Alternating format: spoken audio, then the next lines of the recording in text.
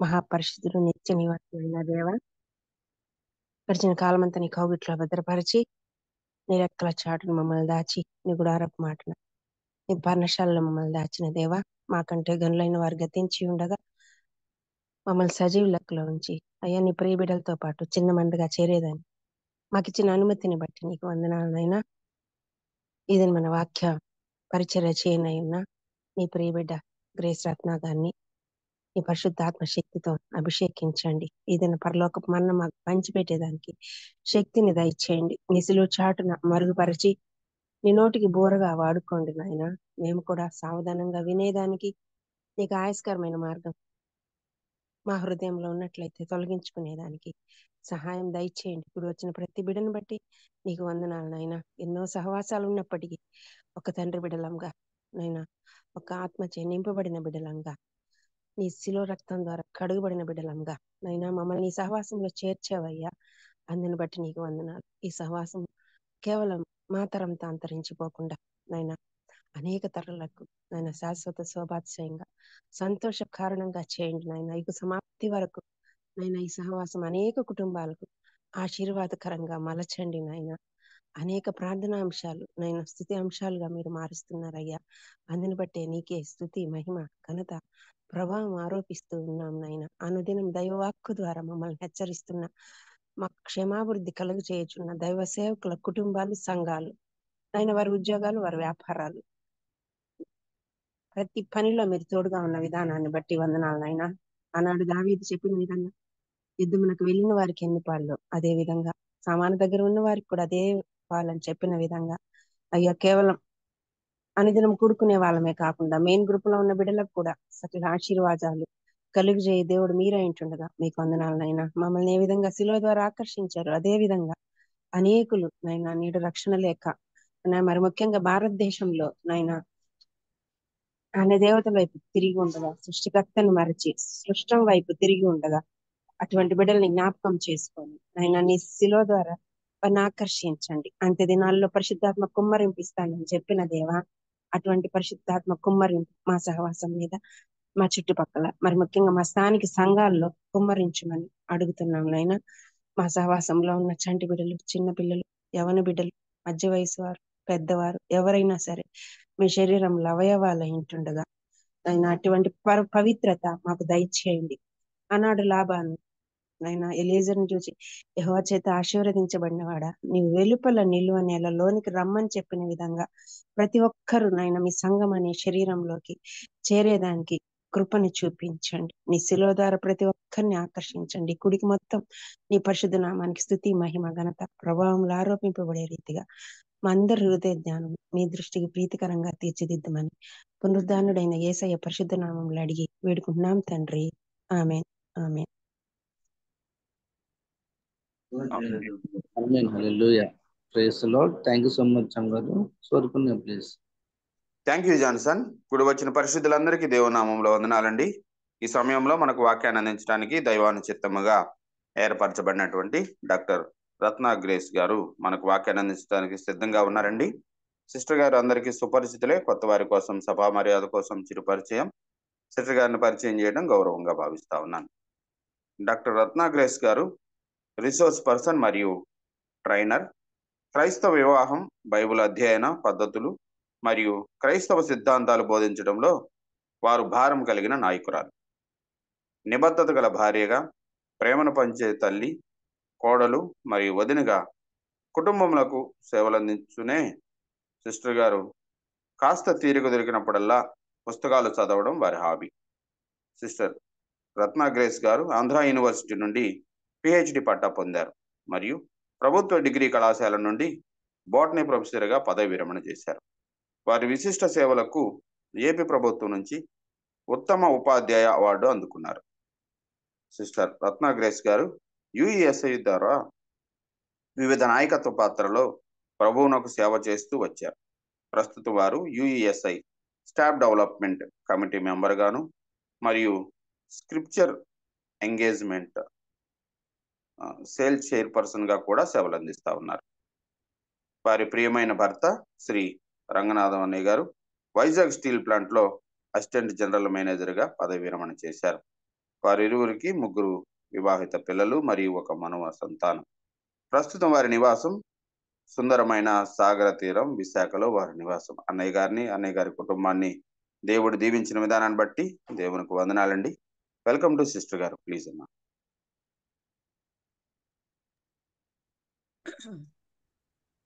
ప్రభు నామంలో మీ అందరికీ వందనాలు. పరిచయం చేసిన డాక్టర్ విజయ్ కుమార్ గారికి కూడా వందనాలు. చక్కటి పాటలు పాడి దేవుని స్తుతించడానికి దేవుడు మనకిచ్చిన కృపను బట్టి దేవునికి వందనాలు తెలియజేస్తున్నాను.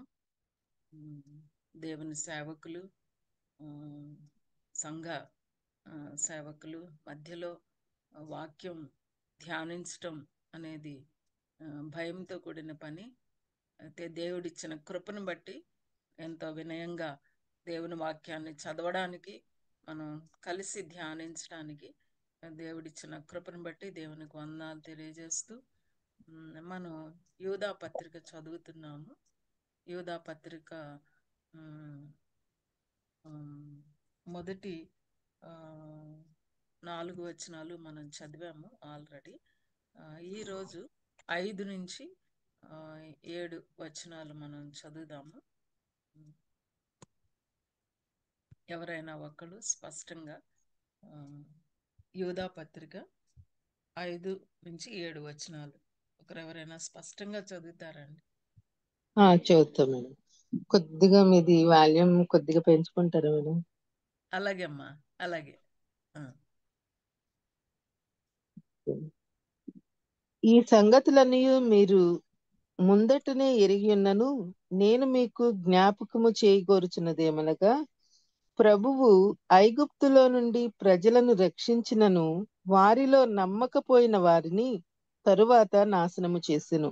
మరియు తమ ప్రధానత్వమును నిలుపుకొనక తమ నివాస స్థలమునకు విడిచిన దేవదూతలను మహాదినమున జరుగు తీర్పు వరకు కటిక చీకటిలో నిత్య పాశములతో ఆయన బంధించి భద్రము చేసెను. ఆ ప్రకారముగానే సొదొమ గొమొర్రాలను వాటి చుట్టుపట్లనున్న పట్టణములను వీరి వలనే వ్యభిచారము చేయుచు పరశరీరానుసారులైనందున నిత్యాగ్ని దండన అనుభవించుచు దృష్టాంతముగా ఉంచబడెను. దేవుడి వాక్యాన్ని మన వినికిడిలో దీవించును గాక. మనం యూదా పత్రిక చదువుతున్నాము. యూదా పత్రికని మనం 3 భాగాలుగా మనం ఆల్రెడీ దీన్ని చూసాము. యూదా కంటెంట్ ఫర్ ద ట్రూత్ అని, సత్యం కోసం పోరాటం, విశ్వాసం కోసం పోరాటాన్ని గురించి, ఎందుకు పోరాడాలి, వై టు కంటెండ్ అనేది 4 నుంచి మనకి కనబడుతుంది. 16 and 19 వర్సెస్. ఎలా పోరాడాలి అనేది 17 నుంచి చివరి వరకు కనబడుతుంది. ఆ పోరాటంలో తొట్టిల్లకుండా కాపాడే దేవుడు మనకున్నాడు అనే అలాంటి గొప్ప డాగ్జాలజీతో ఎండ్ చేసినట్టుగా మనం చూస్తాం. అయితే ఈరోజు సెకండ్ పార్ట్ స్టార్ట్ చేస్తున్నాము.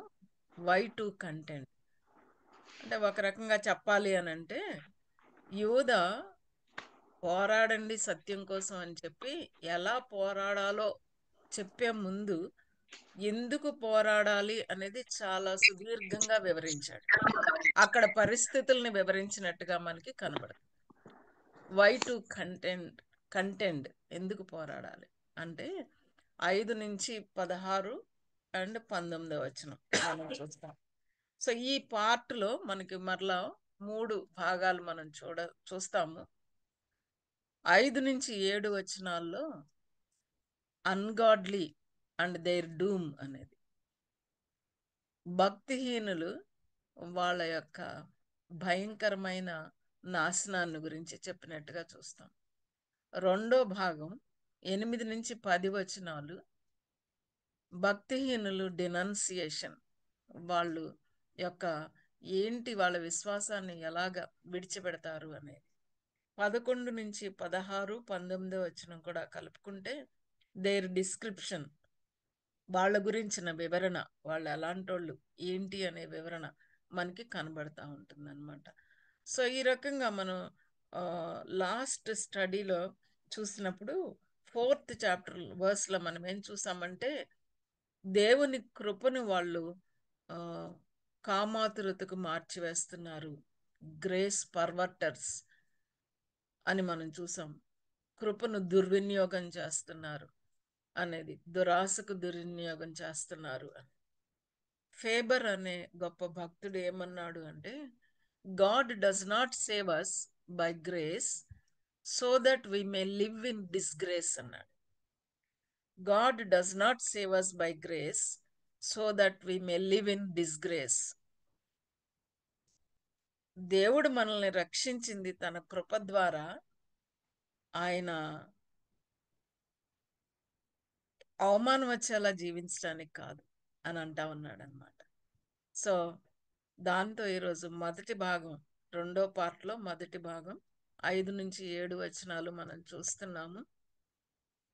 ఈ వచనం 5వ వచనం మనం చూస్తా ఉన్నప్పుడు ఏమని మొదలు పెట్టాడు అని అంటే గనుక, జూడు, ఈ సంగతులన్నీ మీరు ముందటనే ఎరిగి ఉన్నను అని అన్నాడు.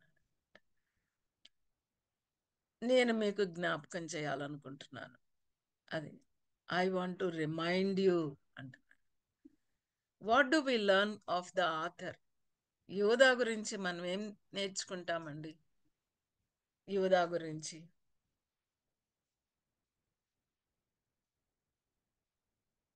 ఏం నేర్చుకుంటాం?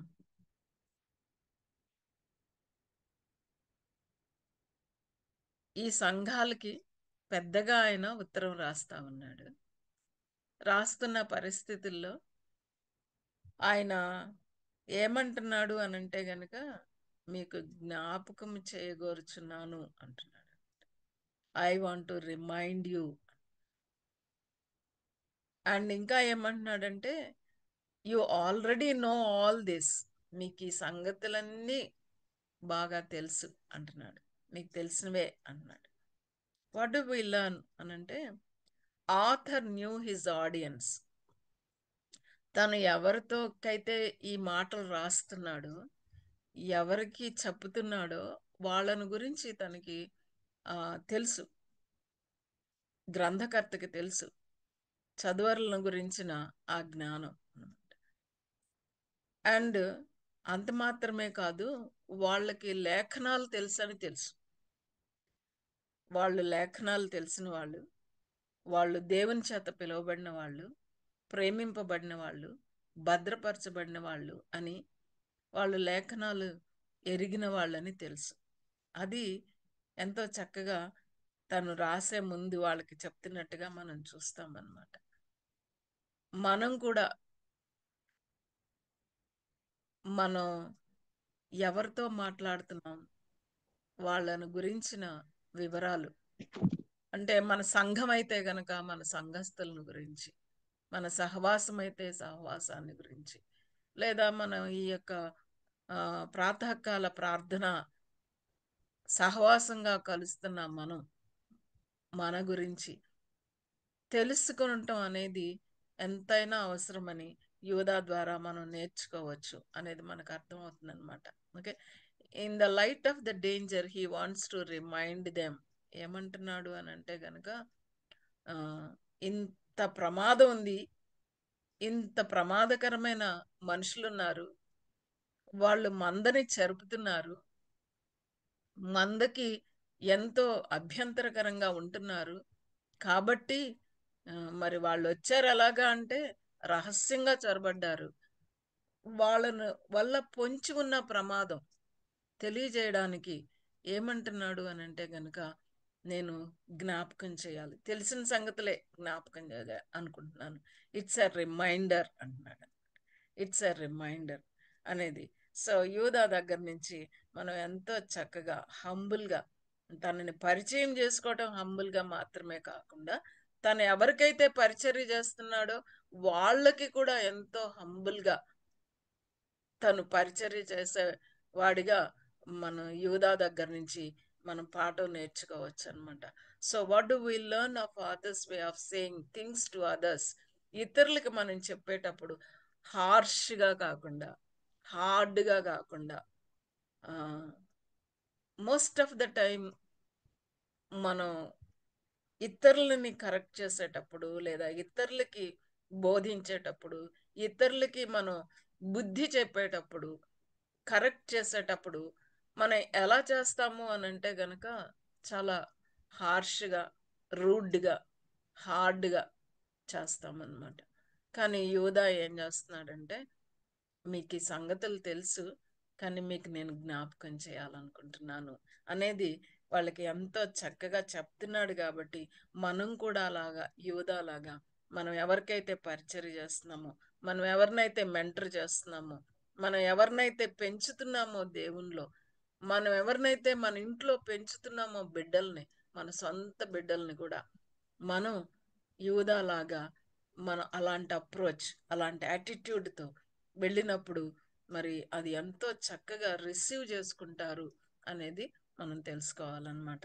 సో రెస్పెక్టింగ్ అండ్ రిమైండింగ్, వాళ్ళని ఎంతో గౌరవిస్తూ వాళ్ళ యొక్క డిగ్నిటీని ఏమాత్రము కూడా ఛాలెంజ్ చేయకోకుండా రెస్పెక్టింగ్ అండ్ రిమైండింగ్, అది మనం యోధా దగ్గర నేర్చుకుందాం. అండ్ దెన్ మనం చూస్తే గనుక అసలు ఏంటి రిమైండ్ చేయాలనుకున్నాడు అంటే ఈ సంగతులన్నీ అంటున్నాడు, ఈ లేఖనాలు తెలుసు.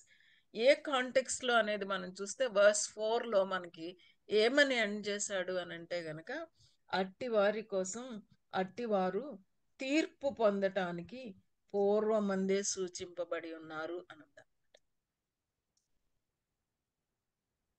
వాళ్ళకి తీర్పు ఉందన్నాడు, కానీ వాళ్ళు దేనిని ఆశ్రయించారు? వాళ్ళు ఆ తీర్పున్న వాళ్ళు అంటే దేవుని కృపను ఆశ్రయించారు.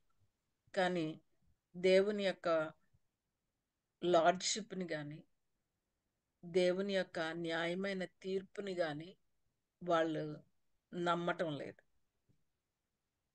సగమే వాళ్ళకి కావాలి. గాడ్స్ గ్రేస్, గాడ్స్ గ్రేస్ని పొంది దాన్ని అబ్యూస్ చేస్తున్నారు. అలాంటి పరిస్థితుల్లో యూదా ఏమన్నాడంటే వారికి తీర్పు ఉన్నది అని. చాలాసార్లు మనకి కూడా చాలా ప్రశ్నలు వస్తాయి. ఏంటంటే దావీదు కూడా వేశాడు ప్రశ్నలు. మరి పాపం చేస్తూ వర్ధిల్లుతున్నారు, నిన్ను ఛాలెంజ్ చేసి వర్ధిల్లుతున్నారు, నీ మీద తిరగబడి ఎంతో టీవీగా తిరుగుతున్నారు, నీ కృపని దుర్వినియోగం చేస్తూ ఎంతో, ఎందుకంటే కింద మనం చదువుతా వెళ్తే గనక వాళ్ళు నిర్భయంగా ఉంటారట, సుభోజనం చేస్తారట, నిర్భయంగా పోషించుకుంటారట, ప్రేమ బిందులకు వస్తారట, ఇవన్నీ చేస్తారు వాళ్ళు ఎంతో ధైర్యంగా అన్నమాట. ఏం మాత్రము జంకు బొంకు ఏమి లేకుండా అన్నమాట. As if they are the holy people అన్నట్టుగా, మేము చాలా పవిత్రమైన వాళ్ళం అన్నట్టుగా, మాకే తెలుసు దేవుని కృప అంటే ఏంటో అన్నట్టుగా వ్యవహరిస్తున్న వాళ్ళని చూసి, వాళ్ళ జీవితాలను చూసినప్పుడు ఎన్నో ప్రశ్నలు వస్తాయి. వాళ్ళు ఈ లోకానుసారంగా వర్ధిల్లుతా ఉంటే ఇంకా ప్రశ్నలు వస్తాయి. హబక్కు కూడా ప్రశ్నలు అడిగాడు అన్నమాట. దేవా, నువ్వు అసలు అన్యాయాన్ని చూసే దేవుడు కాదు కదా, ఎలాగ నువ్వు అన్యాయాన్ని చూస్తున్నావు, ఎలా చేస్తున్నావు? రియల్ క్వశ్చన్స్ అన్నమాట మనకి వస్తాయి మన పరిస్థితులను మనం చూస్తా ఉన్నప్పుడు. అందుకే అలాంటి ప్రశ్నలు. ఇంకా ఏమనిపిస్తుంది అంటే, తీర్పు ఉందా నిజంగానే? ఎప్పుడుంటది అది? ఎప్పుడో అది. ఈ లోకంలో వీళ్ళకి చింత లేదు, చీకు లేదు, వీళ్ళకి అన్ని బాగా జరుగుతున్నాయి. మరి ఏంటి దేవా అనే ప్రశ్నలు ఉంటాయి, తీర్పును గురించిన అనుమానాలు ఉంటాయి, తీర్పు వస్తుందా అని. కాబట్టి ఏమంటున్నాడు అని అంటే గనక, ఆ కాంటెక్స్ట్ లో వీళ్ళకి ఏం చెప్తున్నాడు అని అంటే గనక, మీకు జ్ఞాపకం చేస్తున్నాను ఏంటంటే, hour God is a God of justice. Hour God is a God of justice. ఆయన కృప కలిగిన దేవుడు మాత్రమే కాదు, ఆయన న్యాయమైన దేవుడు అని గాడ్ ఆఫ్ జస్టిస్ ని గురించి చెప్తూ ఏమని అంటారు అంటే గనక, దేవుడు తప్పకుండా భక్తిహీనుల్ని తీర్పు తీరుస్తాడు. భక్తిహీనులు తప్పకుండా తీర్పు తీర్చబడతారు అని చెప్తూ వాళ్ళ ముందుకి ఆ, కొన్ని ఎగ్జాంపుల్స్ లేఖనాల్లో నుంచి, ముఖ్యంగా పాత నిబంధనలో నుంచి తీసుకొని వస్తూ ఏమంటున్నాడంటే, యు నో దిస్ హిస్టరీ అన్నాడు. మీకు చరిత్ర తెలుసు, లేఖనాల్లో ఉన్న చరిత్ర మీకు తెలుసు, దేవుడు ఏ రకంగా భక్తిహీనులని తీర్పు తీర్చాడు అనేది. అలాంటి అనుమానం రాకోకుండా దేవుడు యొక్క న్యాయమైన తీర్పును గురించి వాళ్ళకి చెప్పడానికి వాళ్ళకి తెలిసిన లేఖనాల భాగనాలని వాళ్ళ ముందుకు తీసుకొస్తున్నాడు అనమాట. లేఖన భాగనాలని తీసుకొస్తున్నట్టుగా మనం చూస్తామన్నమాట. సో యోధా ఏమంటున్నాడంటే, reminders very very important. Reminder is very important. ఎందుకంటే మనం మర్చిపోయేవాళ్ళం. We are a forgetful lot. మర్చిపోయేవాళ్ళం. All of us need reminders. మనందరికీ కావాలన్నమాట రిమైండర్. దేవుడు ఎలాగా మనల్ని క్షమించాడు, దేవుడు మనల్ని ఎలాగా రక్షించాడు, దేవుడు మనల్ని ఏ రకంగా ఆయన తన కృప ద్వారా పిలిచాడు.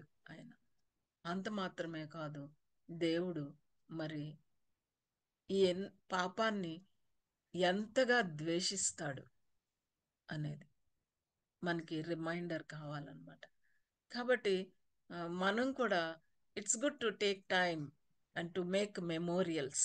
జ్ఞాపికలు మన జీవితాల్లో దేవుడు ఏం చేశాడు, ఒకప్పుడు నా జీవితం ఎలాంటిది, అలాంటి నన్ను ఏ రకంగా దేవుని కృప సంధించింది, ఎంత గొప్ప మార్పుని నాలోనికి తీసుకొని వచ్చింది, అసలు నన్ను దేవుని కృప, క్రీస్తు ప్రభు వారు కార్చిన రక్తం ఎంత గొప్ప మార్పుని తీసుకొచ్చింది. జ్ఞాపికలు, memorials, because memorials serve as markers of past faithfulness and goodness and grace of God. దేవుని యొక్క నమ్మకత్వం, దేవుని యొక్క మంచితనం, దేవుని యొక్క కృపకి ఈ జ్ఞాపికలు reminders. Remembering these memorials serve to renew. అవి ఆ జ్ఞాపికలు ఏం చేస్తాయంటే మనల్ని దేవునితో మరలా మనం రెన్యూ అవడానికి, రిపెంట్ అవడానికి, ఒకవేళ దేవునికి దూరంగా వెళ్తా ఉంటే రివైవ్ అవడానికి, అంటూ return back to God and godly life, to God and godly life. అలాంటి దానికి జ్ఞాపికలు ఉంటాయి. కాబట్టి మనం take time to right in our journals. ఒకవేళ మనకు అలాంటి అలవాటు లేకపోతే కనుక అలాంటి అలవాటు చేసుకొని చక్కగా దేవుడు మన జీవితాల్లో ఏం చేశాడు. అంత మాత్రమే కాదు, కొరింథీ పత్రికలో మనం చదువుతామేమంటే గనక, దేవుడు ఇశ్రాయేలీయుల చరిత్రలో ఎందుకు అన్నీ చేశాడంటే మన కోసం, మన విశ్వాస యాత్రలో మనల్ని నడిపించడానికి వాటిని దృష్టాంతాలుగా ఉన్నాయి. అవే మాటలు యోధా చెప్తున్నట్టుగా మనం చూస్తున్నాం. Do we have memorials? మనకున్నాయా ఆ జ్ఞాపకాలు? మరుగున పడిపోయాయా ఈ జీవితంలో ఉన్న బిజీ లైఫ్లో? What are the memorials? ఎలాంటి జ్ఞాపికలుతో మన యొక్క మనసును నింపుకుంటున్నాం, మన హృదయాన్ని నింపుకుంటున్నాం? Is it about the goodness of God? Is it about the grace of God? దేవుని కృప, దేవుని మంచితనం, దేవుడు మనల్ని తన స్వాస్థ్యంగా చేసుకున్నాడని అలాంటి జ్ఞాపికల? లేదా దేవునితో నడుస్తూ నడుస్తూ ఎక్కడో అసంతృప్తి, ఎక్కడో అవిశ్వాసం, ఎక్కడో అవిధేయత, ఎక్కడో ఈ జీవితంలో తీరని కోరికలు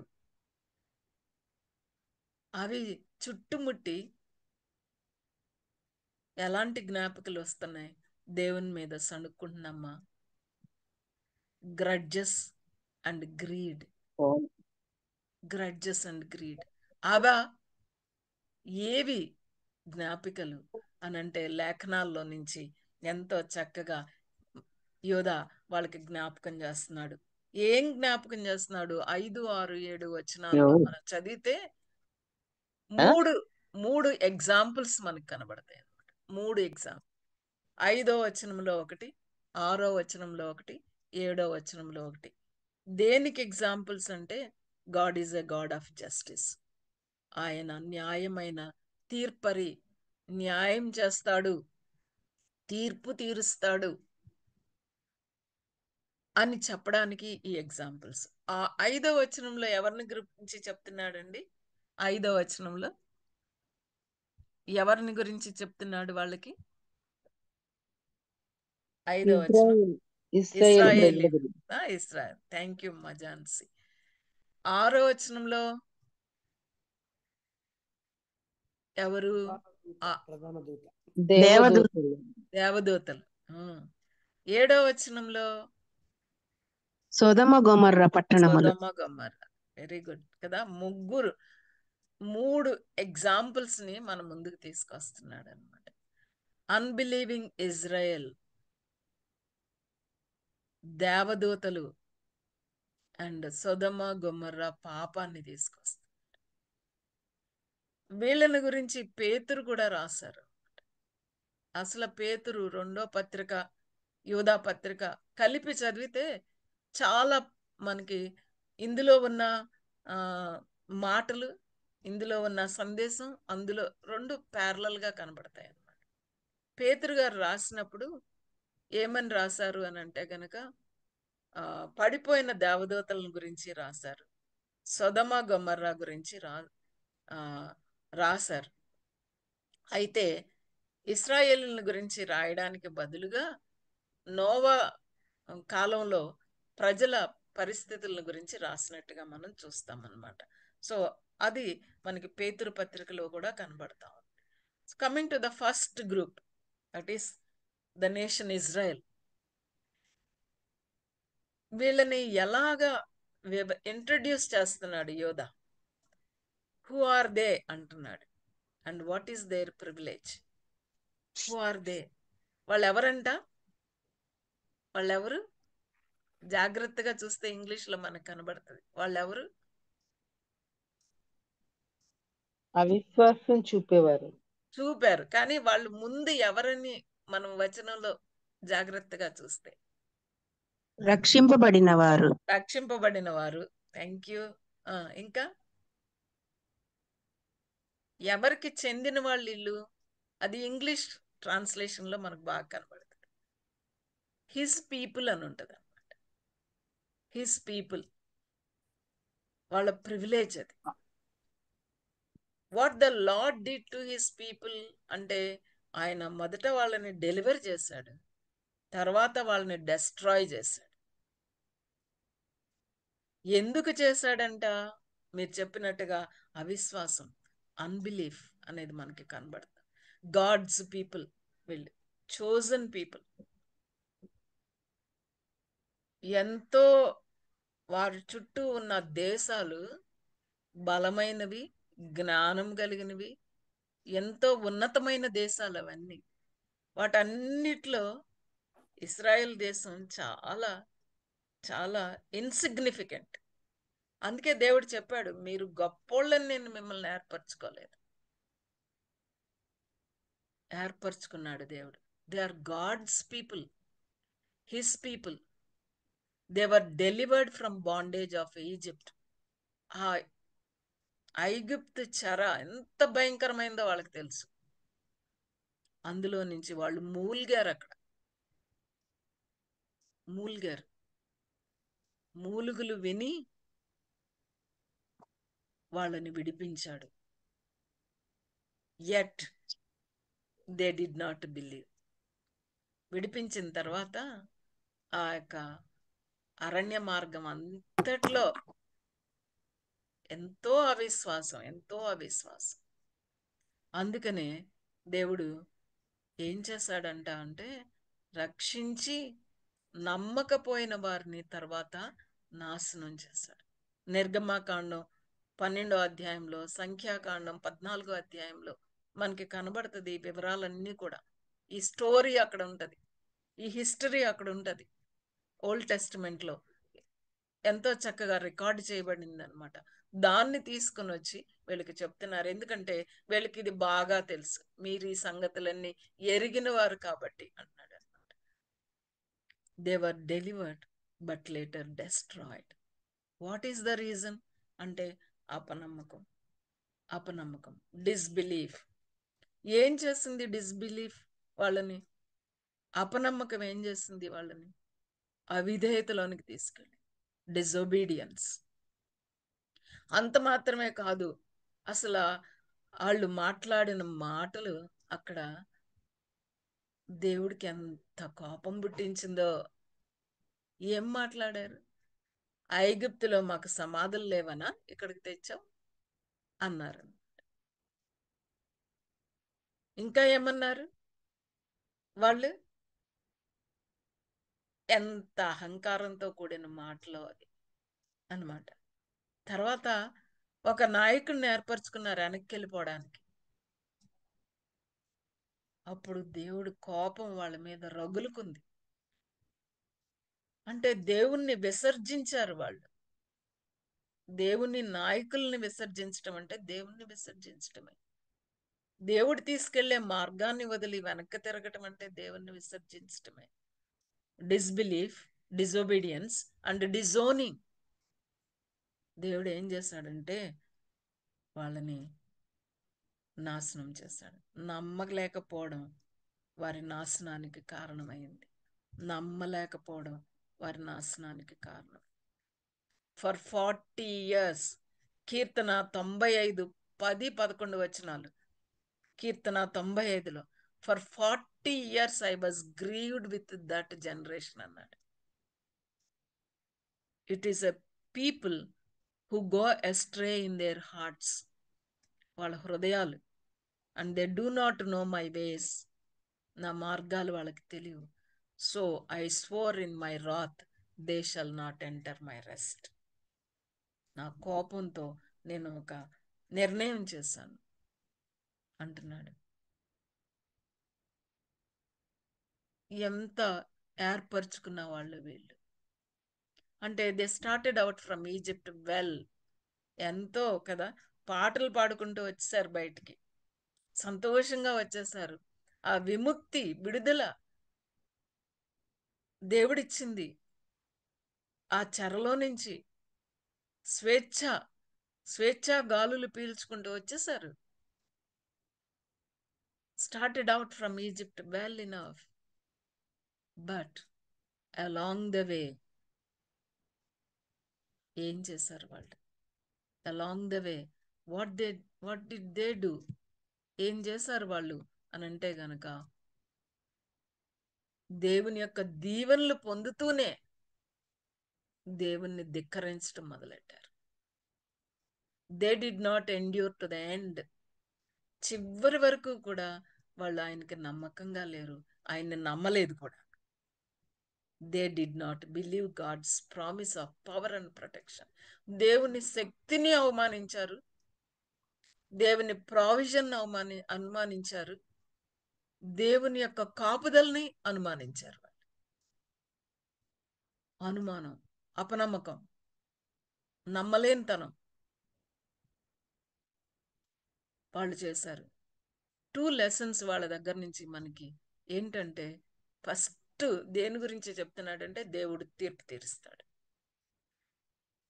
తప్పకుండా దేవుడు వాళ్ళకి తీర్పు తీర్చాడు కాబట్టి ఆయన ఈ అన్గాడ్లీ పీపుల్ని తీర్పు తీరుస్తాడు అన్నాడు. రెండోది ఏంటంటే గనక test of endurance. Test of endurance, అంతం వరకు నిలిచి ఉండటం, అంతం వరకు విశ్వాసంతో, నమ్మకంతో దేవుణ్ణే హత్తుకుని ఉంటాం, దేవుని మార్గాలనే హత్తుకుని ఉంటాం, దేవుని వైపే చూడడం. ఆ రెండు ఇక్కడ వీళ్ళ దగ్గర నుంచి మనం నేర్చుకోవచ్చు. Some start the race but never finish it. Beginnings చాలా గ్రేట్గా ఉండొచ్చు, but endings finishing well the race, finishing well the race. ఈ పరుగుని తుదముట్టించాలి. మధ్యలోనే వెనక్కి తిరుగుతామా? డిస్బిలీఫ్, అపనమ్మకం ఎక్కడైనా చోటు చేసుకుంటుందా? హెబ్రీ పత్రికలో అదే అంటాడు. మీలో ఏమైనా అలాంటి దుష్ట హృదయం ఉంటే గనక, చేదువేరు ఉంటే గనక, వాళ్ళల్లో ఉన్న దుష్ట హృదయం, చేదువేరు మనలో ఈ ఉదయకాల సమయంలో we have to check ourselves. వాళ్ళు కాదేశ్ బర్నియా దగ్గరకు వచ్చిన తర్వాత ఏం చేశారు అంటే, అపనమ్మకంతో ఒక నిర్ణయం చేసుకున్నారు. ఏంటంటే వెనక్కి వెళ్ళిపోదాం.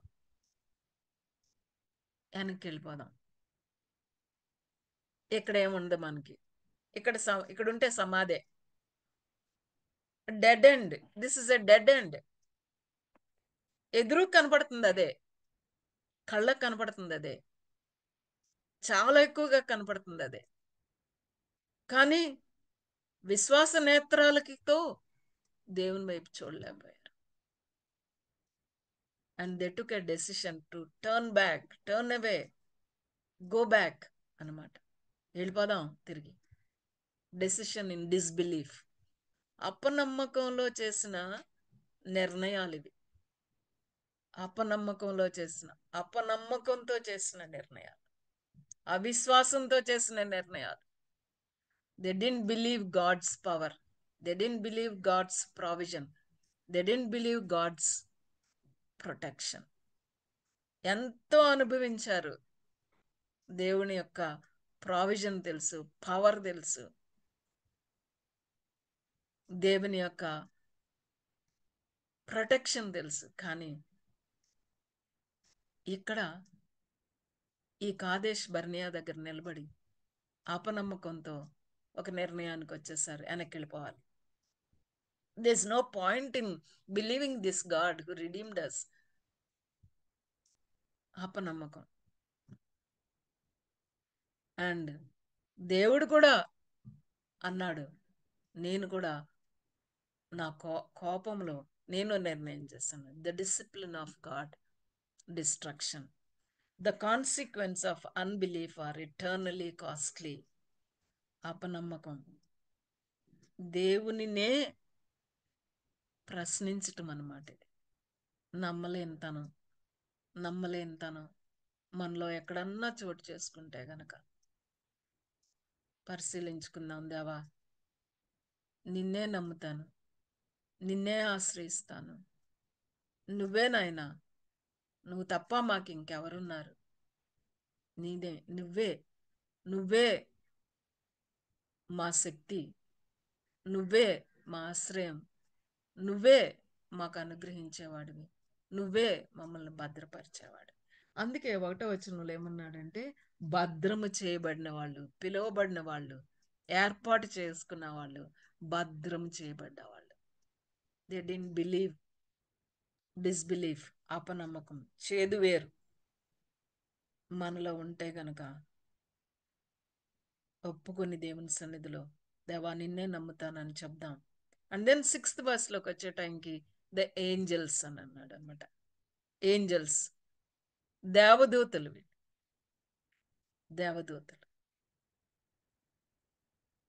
వీళ్ళ గురించి బైబిల్లో ఏమన్నా చెప్పబడుతుందా?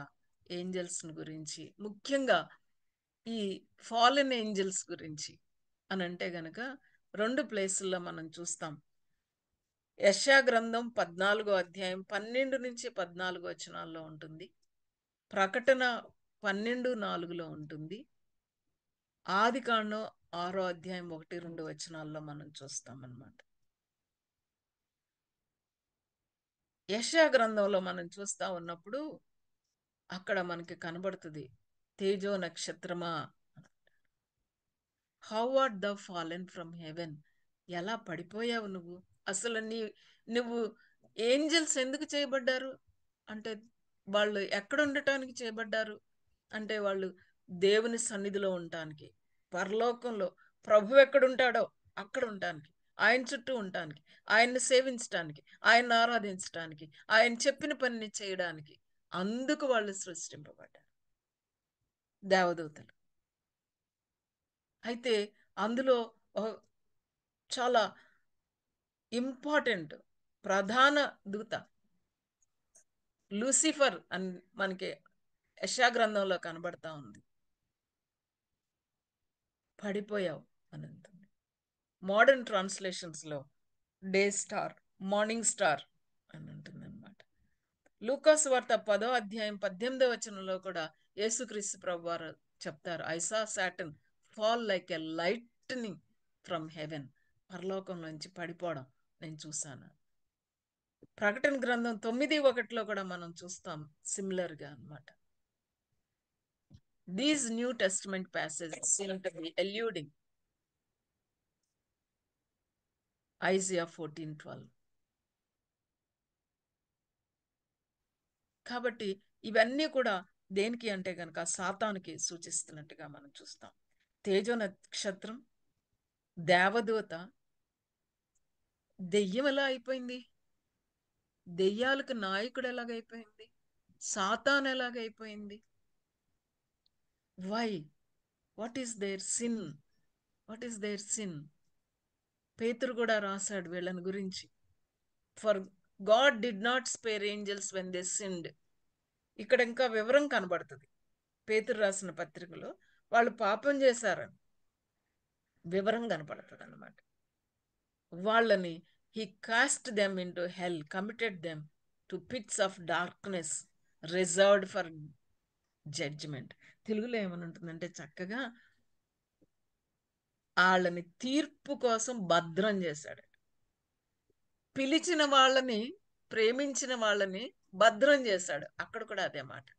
అసలు ఆ మాట దేనికి వాడారంటేనంట, యుద్ధానికి వెళ్ళేటప్పుడు యుద్ధోపకరణాలు ఉంటాయి చూసారా, ఆ యుద్ధోపకరణాలు చుట్టూ కూడా సైనికులు కాపలా కాస్తారు. అలాంటి మాటను తీసుకొచ్చి ఇక్కడ వాడారు. పిలువబడిన వాళ్ళని, ప్రేమింపబడిన వాళ్ళకి భద్రం చేయబడ్డారంటే ఎలాగా, దేవునిలో, తండ్రి అయిన దేవునిలో, కుమారుడైన దేవునిలో, పరిశుద్ధాత్మ దేవునిలో వాళ్ళు భద్రం చేయబడ్డారు. వాళ్ళు దేనికోసం భద్రం చేయబడ్డారు? వాళ్ళు దేవుని సన్నిధిలో ఆయన వచ్చినప్పుడు ఆయనతో కూడా ఉండటానికి భద్రం చేయబడ్డారు. వాళ్ళు అవునులే, అక్కడ ఒక్కొక్కటి భద్రం చేయబడినట్టుగా మనం చూస్తాం అన్నమాట. అది మంచి పని కదా, మామూలుగా అయితే పని. ఎస్, వాళ్ళు మంచి వాళ్ళు కాబట్టి, వాళ్ళ మంచితనాన్ని బట్టి కాదు, దేవుని మంచితనాన్ని బట్టి దేవుడు వాళ్ళని రక్షించాడు కాబట్టి. అక్కడ వాడిన అదే పదం తీర్పు తీర్చటానికి కూడా ఈ దేవదూతలు పడిపోయిన వాళ్ళని నిత్యపాసములతో బంధించి భద్రం చేశాడు అనేది ఇక్కడ సేమ్ వర్డ్ వాడారు.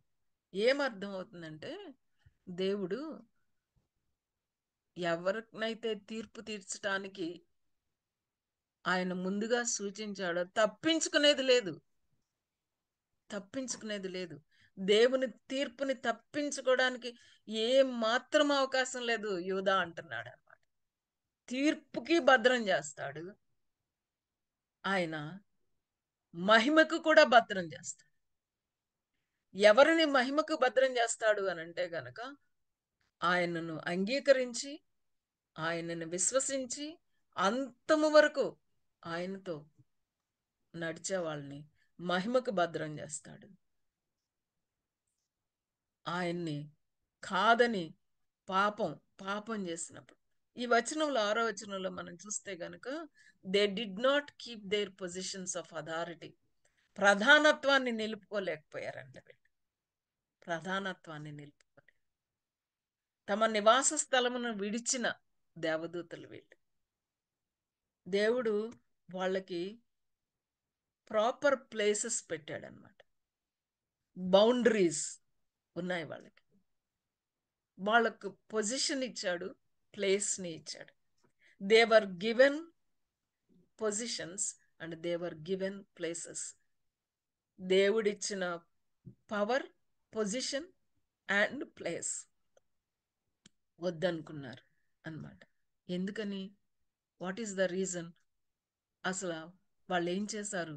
వాట్ ఈస్ ద సిన్ అంటే మనం చూస్తాం ఏంటంటే గనక, వాట్ డస్ ఇట్ మీన్ అంటే దేవునితో సమానంగా ఉండాలనుకున్నారు. దేవుని అంటే ప్రైడ్ అంటే నువ్వు ఉన్న చోట, నువ్వు పెట్టిన చోట నేను ఉండాలేంటి, నువ్వు ఇచ్చిన పవర్ నాతోనే నేను సరిపెట్టుకోవాలేంటి,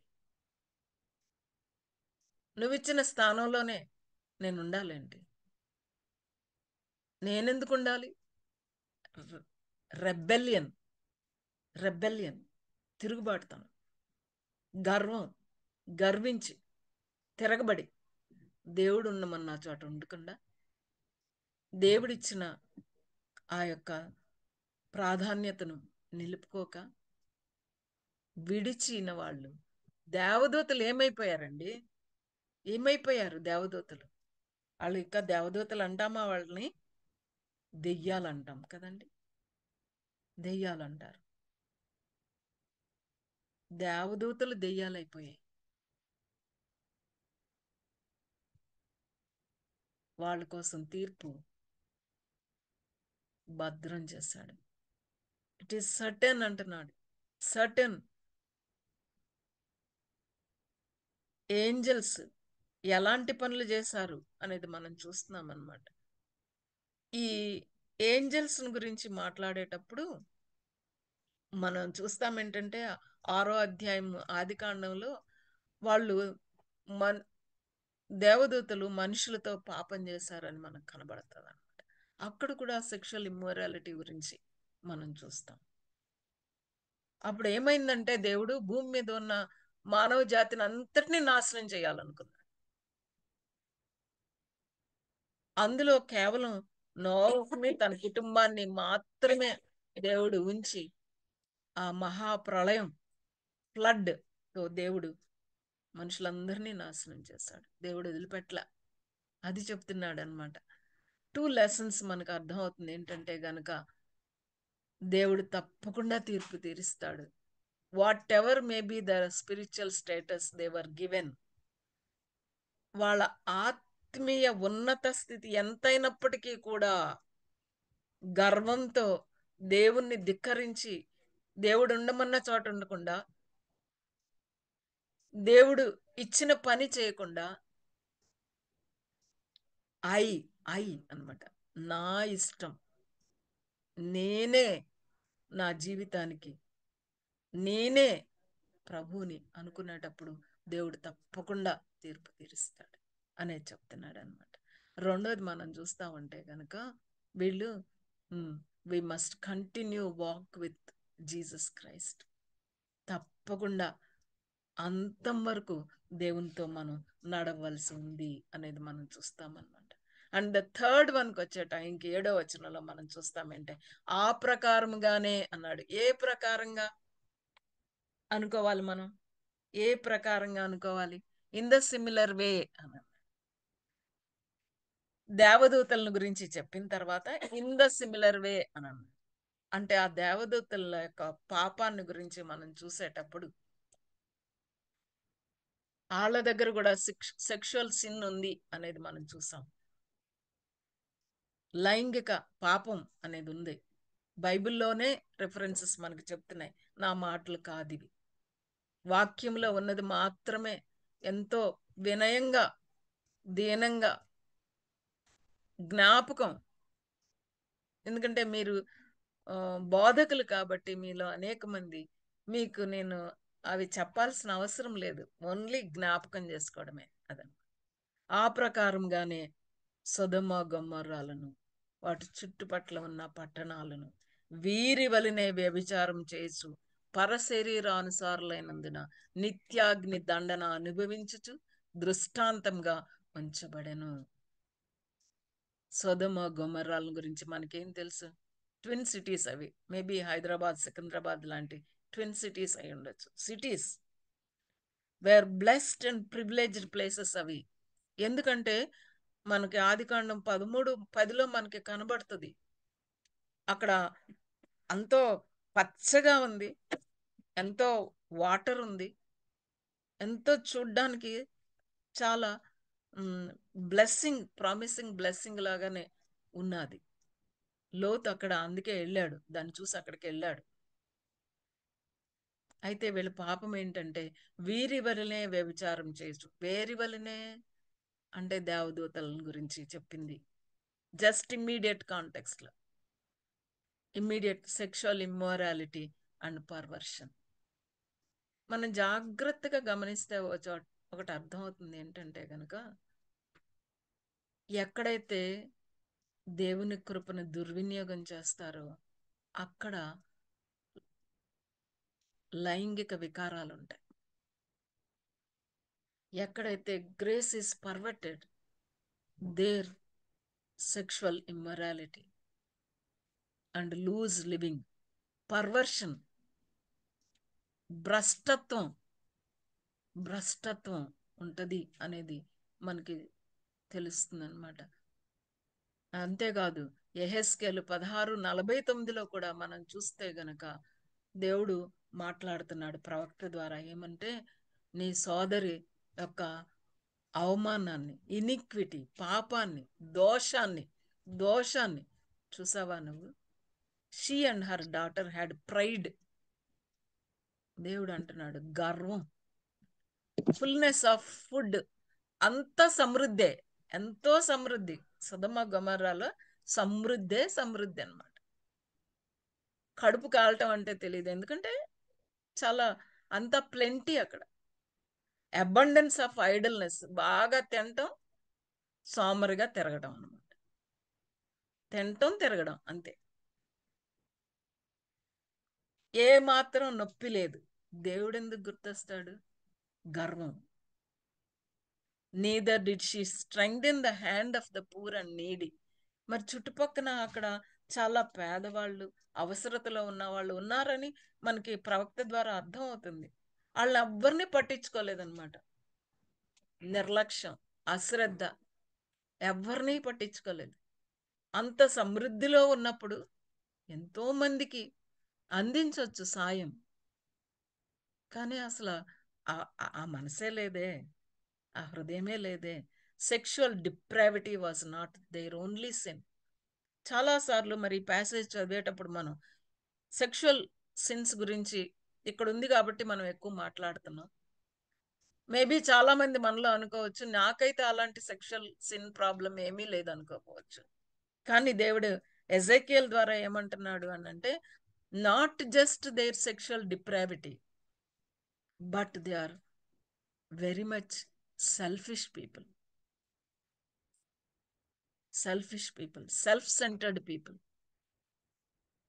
వాళ్ళకి సమృద్ధి ఉంది, దాన్ని వాళ్ళు అనుభవిస్తున్నారు, తింటున్నారు అండ్ సోమరిగా తిరుగుతున్నారు. వాళ్ళ చుట్టూ అవసరతలో ఉన్న వాళ్ళని గురించిన ఆలోచనే లేదన్నాడు. ఆ రెండింటినీ కూడా దేవుడు కలిపేస్తున్నాడు అనమాట. అది సెక్షువల్ ఇమ్మొరాలిటీ అయినా పాపమే, అది సెల్ఫిష్నెస్ అయినా పాపమే, అది సెల్ఫ్ సఫిషియన్సీ అయినా పాపం. రెండింటినీ ఆయన కలిపినట్టుగా మనం చూస్తున్నాం అనమాట. సో కాబట్టి మనం ఏ కోవకి చెందాము అనేది మనం ఆలోచించుకోవాలి. కాన్సిక్వెన్స్ ఏంటంటే నిత్యాగ్న దండన అనుభవిస్తూ దృష్టాంతంగా ఉన్నారు. మనం మన ఒక మోడర్న్ డే ట్రెండ్స్ని చూస్తూ ఉంటే గనక లోకం ఎటుపోతుందో, యువతను గురించి మనం ఎంతో ప్రార్థన చేయాలి, మన బిడ్డల గురించి ఎంతో ప్రార్థన చేయాలి. వయసుతో సంబంధం లేకుండా లైంగిక పాపాలు వెంటాడుతాయి, ఊబిలోనికి దించుతాయి. ఎలాగా అంటే just meetup, hookup and breakup culture, present culture అదే. సెక్స్ అబ్సెస్డ్ కల్చర్ అన్నమాట. ఎందుకంటే మీడియా అలా ఉంది, ఏది ఓపెన్ చేసినా మనకు అదే. అండ్ ఇమోషనలీ డిటాచ్డ్, షర్ట్ మార్చినట్టు మార్చేస్తారు అంతే. అంతే, జస్ట్ లైక్ దట్ అన్నమాట. And hour phone culture. But వాక్యం ఏం చెప్తుందంటే timeless morals remain the same. Timeless morals అవి రిమైన్ ద సేమ్ అని చెప్తుంది. ఈ కాంటెక్స్ట్ లో కొన్ని జ్ఞాపకం చేసుకుందాం. ఏంటంటే గనక sexual identity is a gift of God. Is a gift of God, glorious gift, దేవుని వరం. Back offered back to him either in marriage for procreation, union and mutual delight. దేవుని కొరకు in celibacy or in marriage. Sexual identity, experience and expression, దేవుడిచ్చిన gift. కానీ మనం పెరిగే పరిస్థితుల్లో దీన్ని ఒక బూతులాగా మనం వినటం, చూడడం, అసహించుకోవటం అలవాటైపోయిన సంస్కృతిలో పెరిగినప్పుడు మనం దాని గురించిన సదభిప్రాయాలు మనకు ఉండవు. కానీ మనం తెలుసుకోవాల్సింది ఏంటంటే గనక దేవుడు చేసింది సెక్షువాలిటీ, స్త్రీని గాను పురుషుని గాను చేయట దేవుని ఆలోచన. అది sexuality is God's idea and God's gift. వివాహంలో మాత్రమే ఆ expression of sex and experience of sex అని చెప్తున్నాడు. ఆ కాంటెక్స్ట్ లో వివాహాన్ని గురించి ఆలోచించేటప్పుడు మ్యారేజ్ ఈజ్ గాడ్ ఆర్డైన్డ్. దేవుడు ఆయన ఏర్పరిచిన వ్యవస్థ ఇది. ఇంకా చూస్తే గనక చదివితే వివాహాన్ని గురించి మరి Bobby and his team family మీద సెమినార్స్ పెట్టాలనే ఆలోచిస్తున్నారు, ప్రార్థిస్తున్నారు. కాబట్టి ఇంకా బాగా వాటి గురించి మనం రిమైండ్ చేసుకోవాలి అని అంటే గనక మంచిదే అలా కలవడం అనేది. దానికోసం ప్రార్థన చేద్దాము, దేవుడు మనకు అలాంటి అవకాశాన్ని ఇవ్వడానికి. బట్ జస్ట్ శాంపుల్గా మనం చూస్తే కనుక వివాహం అనేది a parable. It's a parable, live parable reflecting God and Israel relationship, Christ and church. అందుకే ఎఫెసీ పత్రికలు ఏమంటాడు అని అంటే గనక నేను ప్రభువుని గురించి సంఘాన్ని గురించి చెప్తున్నాను, ఇది మర్మం అంటాడు. It's a mystery. వివాహాన్ని గురించి, భార్యాభర్తల మధ్య సంబంధాన్ని గురించి మాట్లాడుతూ క్రీస్తు ప్రభు వారికి సంఘానికి మధ్య ఉన్న సంబంధాన్ని, భార్యాభర్తలు వాళ్ళిద్దరి మధ్య ఉన్న సంబంధం ద్వారా క్రీస్తు ప్రభువుకి సంఘానికి ఉన్న సంబంధాన్ని ఇక్కడ రిఫ్లెక్ట్ చేయాలంట. ఈ లోకంలో జీవిస్తా ఉన్నప్పుడు వివాహం చేసుకున్న మనం this end of the life ఇక్కడ ఏం చేయాలి అని అంటే భర్త క్రీస్తు ప్రభు వారిగా, భార్య సంఘంగా రోల్ ప్లే చేయాలంటున్నాడు అన్నమాట. అందుకే మనం పాత నిబంధనలో దేవుడు ఇశ్రాయేలుతో మాట్లాడేటప్పుడు అంటాడు, ఇశ్రాయేలు అసలు నువ్వు ఎలాగున్నావో తెలుసా, నేను రోడ్డు మీద పడేశారు, నువ్వు రక్తంలో పొర్లుతున్నావు, నీకు అసలు ఏమి ఎవ్వరూ నిన్ను పట్టించుకోలేదు, అలాంటప్పుడు నిన్నొచ్చి నేను చారదీశాను, నీవు యుక్త వయసు వచ్చినప్పుడు నేను వివాహం చేసుకున్నాను అని అన్నాడు. యెషయా గ్రంథంలో మనకి కనబడుతుంది, అది ఎజెకియల్లో కనబడుతుంది. ఇంకా ఏమన్నాడు అని అంటే గనక నేనెప్పుడు నిన్ను విడవలేదు అని అన్నాడు. నిన్ను విడనాడిన పరిత్యాగ పత్రిక ఎక్కడుంది మీరు అనుకుంటున్నారు. అందుకే వివాహాన్ని గురించి ఆలోచించేటప్పుడు వివాహంలో మాత్రమే బిబ్లికల్ బేసిస్ మనం చూస్తామన్నమాట. Youthful passion, evil passion, lustful passion కి అగైనెస్ట్ గా సెక్స్ ఓన్లీ ఇన్ మ్యారేజ్. వివాహానికి ముందు కానీ వివాహం తర్వాత కానీ వివాహేతర సంబంధాలు pre marital and extra marital లేవు. And all other activities that people indulge, అవి చదవడానికి కూడా అసహ్యంగా ఉంటుంది మనకి. పోర్నోగ్రఫీ ఓన్లీ ఎందుకో అంటే దేవుడు పాన్పుని పవిత్రంగా ఎంచాడు కాబట్టి సామెతల గ్రంథం మనకు తెలుసు, మ్యారీడ్ మెన్ కి ఎంతో హెచ్చరిక. దూరంగా ఉండు, దూరంగా ఉండు అన్నాడు. 7 నుంచి మనం చూస్తాం, అందులో warning against the adulterous women గురించి చెప్తున్నట్టుగా మనం చూస్తాం అన్నమాట. అడల్ట్రస్ ఉమెన్ అన్నమాట, అది చెప్తాం. అదే వివాహంలో మాట్లాడేటప్పుడు దేవుడు ఏమన్నాడు అని అంటే గనక అది అర్థం చేసుకోవడానికి దేవునికి ఇశ్రాయేల్కి మధ్య ఉన్న సంబంధం, క్రీస్తు ప్రభు వారికి సంఘానికి ఉన్న సంబంధం. క్రీస్తు ప్రభు వారు సంఘం కోసం ప్రాణం పెట్టాడని మనకు తెలుసు అవన్నీ. అయితే ఇశ్రాయేలీలు ఏం చేశారు అనంటే మలాకీ గ్రంథంలో దేవుడు ఒక నెపం వేశాడు. మలాకీ గ్రంథంలో ఏమన్నాడు అని అంటే గనక అది మనం ఒక్కసారి జ్ఞాపకం చేసుకుని ముగించుకుందాం. మలాకీ గ్రంథం 2వ అధ్యాయంలో మనం చూస్తే గనక 16వ వచనంలో మనం చూస్తాం. 15వ వచనంలో కూడా ఎవరైనా చదువుతారా అండి? 15వ వచనం, మలాకీ 15, 16. మీకు టైం పడతా ఉంటే కనుక నేనే చదువుతున్నాను. 14 నుంచి చదువుతున్నాను. అది ఎందుకని మీరు అడుగుగా, యవ్వన కాలమందు నీవు పెండ్లి చేసుకుని అన్యాయంగా విసర్జించిన నీ భార్య పక్షమున యెహోవా సాక్షి ఆయన. అది నీకు తోటిదై నువ్వు చేసిన నిబంధనకు పాత్రురాలు కదా, నీ పెండ్లి భార్య కదా. నిబంధన, marriage is a covenant, marriage is a commitment, and marriage is a consummation. ఏమంటున్నాడంటే పెండ్లి భార్య అంటున్నాడు.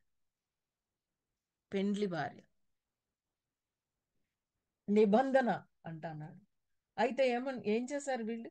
కొంచెముగా నేను దైవాత్మ నొందిన వారిలో ఎవరునూ ఇలాగ చేయలేదు. ఒకడు చేసినా ఏమీ జరిగిను, దేవుని చేత సంతతి పొందవలనని అతడు యత్నము చేస్తాను కదా.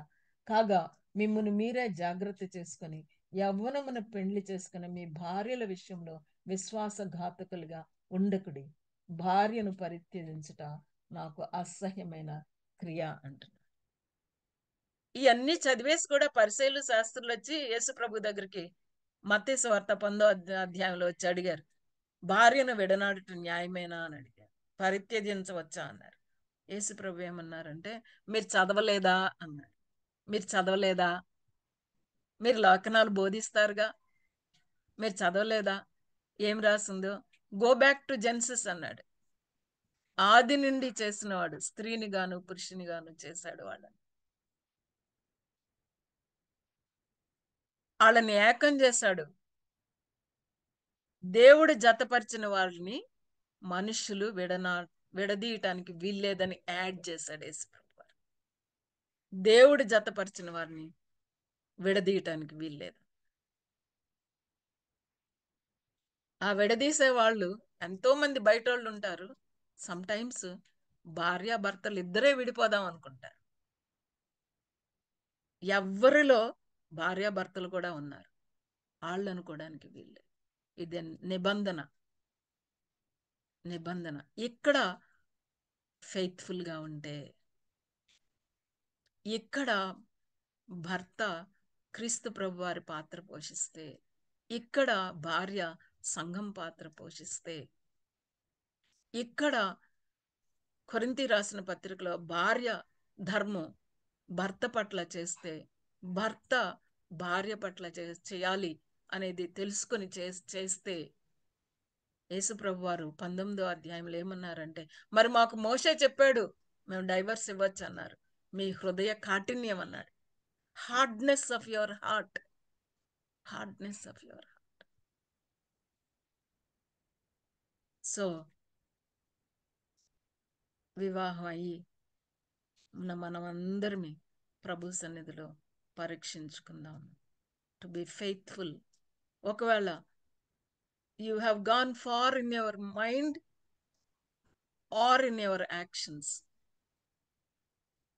there is always a comeback to have a sexual boundaries. Come back and have a sexual purity if there is a sexual failure. యేసు ప్రభు వ్యభిచారాన్ని గురించి ఏమన్నాడంటే, మోహపు చూపుతే చూస్తేనే వ్యభిచారం అన్నాడు. శరీరం వెళ్తేనే కాదు, మనసు వెళ్ళినా కళ్ళెళ్ళినా వ్యభిచారమే అన్నాడు. But there is a way back. వ్యభిచారంలో పట్టబడిన స్త్రీని ప్రభు ఎంతో గౌరవించి, అమ్మా నిన్ను క్షమిస్తున్నాను, ఇక నుంచి పాపం చేయొద్దు. And these 3 examples. ఒక పక్క హిజ్ ఓన్ పీపుల్ ఈ భూమి మీద ఆయన ప్రజల్ని స్పేర్ చేయలేదు. He didn't spare his own people and he didn't spare the angels in the heaven. He didn't spare Sodom and Gomorrah. ఈ ఉదయకాల సమయంలో మనల్ని పరిశీలించుకుందాం. ప్రభు దగ్గర జాగ్రత్తగా పరిశీలించుకుందాం. పరిశుద్ధాత్మ దేవుని దుఃఖపెట్టొద్దు మనం. పరిశుద్ధాత్మ దేవుని మాటలు ఇవి. అది సెక్షువల్ ఇమ్మొరాలిటీ అవ్వచ్చు, సెల్ఫ్ సెంటర్డ్, యారగెంట్ ప్రైడ్ అవ్వచ్చు. What ever it may be, confess చేద్దాము దేవుని సన్నిధిలో. దేవుని వైపు తిరుగుదాము. నేను చిన్న ప్రార్థన చేసి క్లోజ్ చేస్తాను. మహాపరిశుద్ధుడు అయిన తండ్రి, మహోన్నతుడు అయిన దేవ, ఈ ఉదయకాల సమయంలో ప్రభువా నీ పాదాల చెంతకొచ్చాం. ఎంత కృపగలిగిన దేవుడువో, ఎంత మంచి దేవుడువో దేవా. నాయన పాపంలో కొట్టుమిట్టాడుతున్న పరిస్థితుల్లో నాయన నీ కుమారుణ్ణి నాయన మా కళ్ళు తెరిచారు. పరిశుద్ధాత్మ దేవుడు మా హృదయాలు తెరిచాడు. మమ్మల్ని నీ బిడ్డలుగా చేసుకున్నాం. నీకు వందనాలు నాయన. మా విశ్వాస యాత్రలో దేవా మాలో తండ్రి గర్వం, మాలో అపనమ్మకం, మాలో అవిశ్వాసం దేవా, మాలో నాయన తండ్రి అయ్యా ప్రభా అపవిత్రత, లైంగిక నాయన అపవిత్రత, నాయన తండ్రి స్వార్థం, ఇలాంటివి చోటు చేసుకుంటా ఉన్నాయి. దయతో క్షమించండి, మీ రక్తంలో కడగండి నాయన.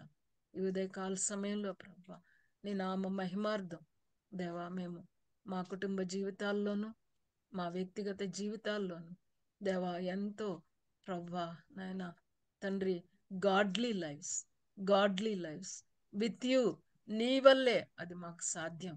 మా వల్ల అయితే కాదు నాయన. మమ్మల్ని బలపరచమని దేవా. బలహీనులం తండ్రి దేవా. నాయన భక్తిహీనులం తండ్రి. అయ్యా తండ్రి నాయన మమ్మల్ని కనికరించండి. మా యొక్క తండ్రి నాయన తండ్రి ఆసక్తతలన్నిటి నుంచి మమ్మల్ని విడిపించండి. జ్ఞాపకం చేసుకునండి. నీ ఆత్మతో నింపి ప్రభువా నాయన మీరే తండ్రి మీకు ఎంతో నాయన మహిమ తెచ్చేవాళ్ళంగా నాయన, మా యొక్క సంఘస్థులకి మేలు చేసేవాళ్ళంగా, మా కుటుంబస్తులకి మేలు చేసేవాళ్ళంగా, మేలుకి కారణకులంగా ఉండటానికి మమ్మల్ని జ్ఞాపకం చేసుకోమని యేసుక్రీస్తు ప్రభు పేట ప్రార్థన చేస్తున్నాను తండ్రి. Amen. Thank you for listening. Sorry if I am late. Thank you Ratna Grace garu. చాలా చక్కని వాక్యాన్ని మాకు అందించారు. యూదా పత్రిక 5, 6, 7 వచనాల ద్వారా మరి సత్యం కోసం, విశ్వాసం కోసం పోరాడాలని, మరి ఎందుకు పోరాడాలో మరి అవన్నీ మాకు మరొకసారి గుర్తు చేసినందుకు, ఇతరులను మనం కరెక్ట్ చేసేటప్పుడు హార్ష్ గా కాకుండా మృదువుగా చెప్పాలని, మరి దేవుడు ఒక ప్రక్క కృప చూపుతూనే మరో ప్రక్క న్యాయం చేసే దేవుడుగా, మరి చాలా విషయాలు ఇశ్రాయేలు గురించి, పడిపోయిన దేవదూతల గురించి, మరి దేవుని తీర్పు గురించి చాలా చక్కగా ప్రాక్టికల్ గా మాకు అందరికీ అర్థమయ్యే విధంగా యూదా పత్రిక వచనం వెంబడి వచనం చెప్తున్నారు. వర్చువల్ ప్రేయర్ ఫ్యామిలీ తరఫున మీకు ప్రత్యేక వందనాలు తెలియజేస్తున్నాను రత్నగ్రేస్ గారు. అట్లాగే మన మధ్యలో ఉన్న పాస్టర్ మురళీ బాబాయ్ గారు ముగింపు ప్రార్థన, పరలోక ప్రార్థన ఆశీర్వాదం ఇవ్వాల్సిందిగా కోరుతున్నానండి.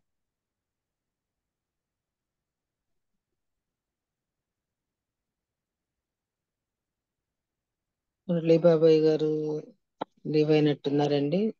బ్రదర్ జామి రవికుమార్ గారు ప్రార్థన చేసుకుందాం. పరిశుద్ధమైన తండ్రి, నీ బంగారు పదవులకు అందరం ప్రభావ, నీ ప్రేమను బట్టి కొట్టుకుంటున్నాను తండ్రి. ప్రభా డాక్టర్ రత్నగ్రేస్ గారి ద్వారా ప్రభావ నీ వినిపించిన వాక్యాన్ని బట్టి ప్రార్థన చేస్తున్నాను తండ్రి.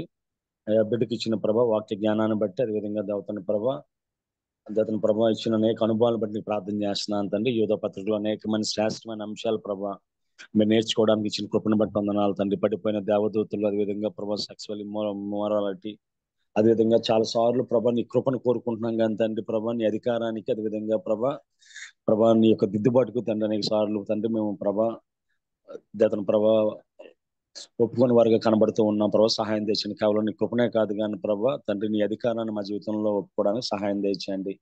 అదేవిధంగా ప్రభా నువ్వు ఏర్పాటు చేసిన వాసన ప్రభా గౌరవించే మనసు మాకు దయచేయమని ప్రార్థన చేస్తున్నాను తండ్రి. అయ్యా దేవదూతలు సైతం పాపం చేసినప్పుడు దాన్ని విడిచిపెట్టక తండ్రి చీకటిగల బిలములో ప్రభా దాచిన న్యాయవంతుడు తండ్రి నీకు వందనాలు ప్రభా.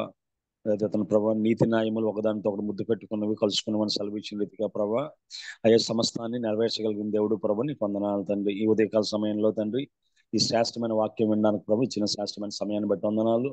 మీ దోసరాలను ప్రత్యేకంగా జ్ఞాపకం చేసుకో. రాబోతున్న రోజులు ఇంకా బహుబలంగా వాడుకోమని ఆమెను అదేవిధంగా ప్రభా రంగనాథనను తండ్రి బిడ్డలను కూడా ప్రత్యేకంగా దీవించమని ప్రార్థన చేస్తున్నాను తండ్రి. విత్తబడి వాక్యం తండ్రి 30 60 100 ఫలింపు చేయమని ప్రార్థన చేస్తున్నాను తండ్రి. వాక్యాన్ని ప్రభా విని విడిచిపెట్టేవారు కాకుండా వాక్యానుసారంగా జీవించగలిగే భాగ్యం దయచేయమని అయ్యా తండ్రి మా లోపాలను మేము సవరించుకుంటూ ఇతరుల లోపాలను తండ్రి ప్రేమతో సవరించగలిగే కృప మాకు అందరికీ దయచేయమని దీన్ని ఏర్పాటు చేసిన బాబు రత్నాకర్ గారిని ప్రభా కుటుంబాలని మినిస్ట్రీని ప్రత్యేకంగా దీవించండి. ప్రభుత్వానికి సాయం చేసి సహకరిస్తున్న ప్రభా అయ్యా తండ్రి ప్రభా దాతను ప్రభా ఝాన్సీ గారిని, అదేవిధంగా ప్రభా ప్రసిద్ధ గారిని, జాన్సన్ గారిని, స్వరూప్ గారిని, తేజ ప్రిన్స్ గారిని జ్ఞాపకం చేసుకో. కోంటి వారిని జ్ఞాపకం చేసుకో ప్రభా.